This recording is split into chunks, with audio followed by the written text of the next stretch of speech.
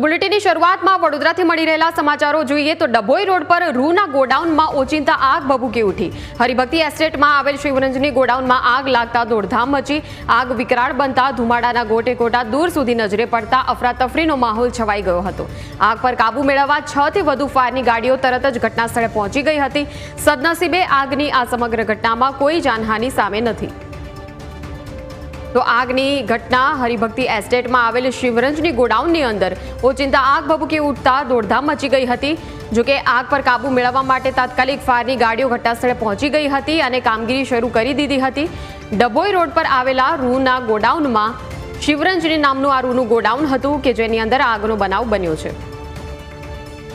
તો આગ પર કાબુ મેળવવા માટે 6 થી વધુ ફાયરની ગાડીઓ તરત જ ઘટના સ્થળે પહોંચી ગઈ હતી। ફોન લાઈન પર સંવાદદાતા પ્રશાંત જોડાઈ ગયા છે। પ્રશાંત, હરિભક્તિ એસ્ટેટમાં આગની ઘટના, હાલ શું વિગતો?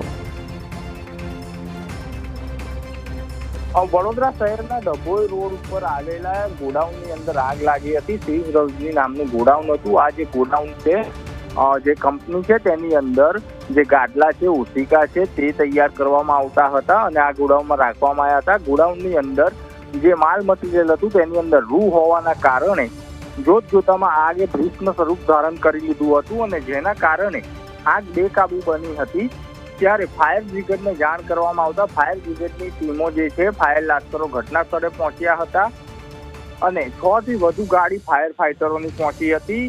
ભારે જહેમત બાદ આગ ઉપર કાબુ મેળવવા સતત પાણીનો મારો કરવામાં આવી રહ્યો હતો, પરંતુ રૂ હોવાના કારણે આગ જ્વલનશીલ થતી હતી, જેના કારણે આગ ઉપર કાબુ મેળવવામાં શક્ય બનતું ન હતું। પરંતુ વારંવાર પાણીનો મારો કરી અને ફાયર બ્રિગેડ દ્વારા આગ ઉપર કાબુ મેળવવામાં આવ્યું હતું।